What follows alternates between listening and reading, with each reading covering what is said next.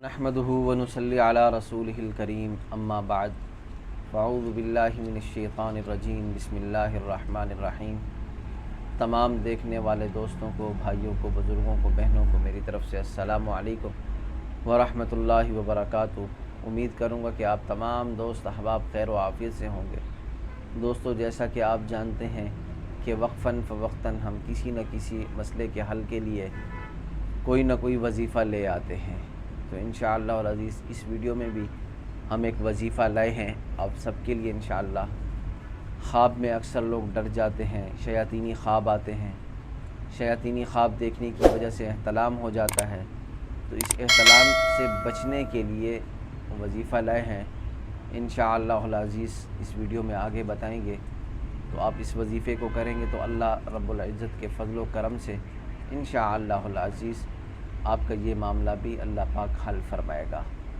تو گزارش ہے کہ اگر آپ نے میرے چینل کو ابھی تک سبسکرائب نہیں کیا تو جلدی سے سبسکرائب کر دیں اور ویڈیو کو لائک کر دیں، اور ساتھ بیل کے بٹن کو بھی ضرور دبائیے گا تاکہ میری نئی آنے والی ویڈیو آپ سب تک سب سے پہلے پہنچے۔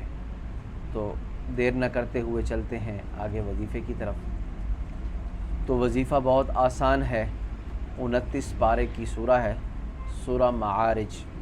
سأل سائل بعذاب واقع، اس طرح کی صورت ہے، سأل سائل بعذاب واقع۔ 29ویں پارے کی سورہ ہے اور سورہ معارج، سورت کا نام ہے سورہ معارج۔ اس سورہ کو آپ نے بعد نماز عشاء اس کو پڑھنا ہے 3 مرتبہ۔ 3 مرتبہ پڑھنے کے بعد آپ نے پانی پہ دم کرنا ہے۔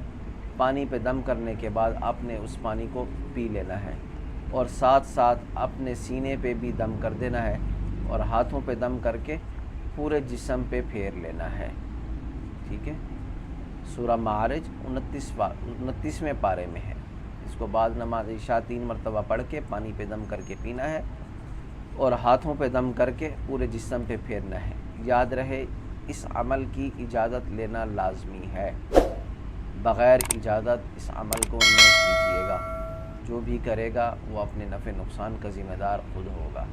ویسے کوشش کیا کریں کوئی بھی عمل بتایا جائے تو اس کی اجازت لے لیا کریں، تو اس میں فائدہ بہت ہوتا ہے۔ کیا فرق پڑتا ہے، ایک چھوٹا سا کمنٹ کریں گے آپ کہ حضرت اس کی اجازت چاہیے، یا بھائی اس کی اجازت چاہیے، قاری صاحب اس کی اجازت چاہیے، اتنا ہی تو لکھنا ہے، اس سے زیادہ کیا کرنا ہے آپ نے۔ انشاءاللہ آپ کو لازمی اجازت ملے گی، ایسا نہیں ہے کہ آپ کو اجازت نہیں ملے گی۔ ظاہر وظیفہ بتا رہے ہیں تو جو اس کی اجازت مانگے گا تو انشاءاللہ العزیز اس کو اجازت بھی اس کی لازمی ملے گی۔ تو دوستو، اسی کے ساتھ مجھے اجازت دیجیے، اگلی ویڈیو میں پھر حاضر ہوتے ہیں، تب تک کے لیے اللہ حافظ۔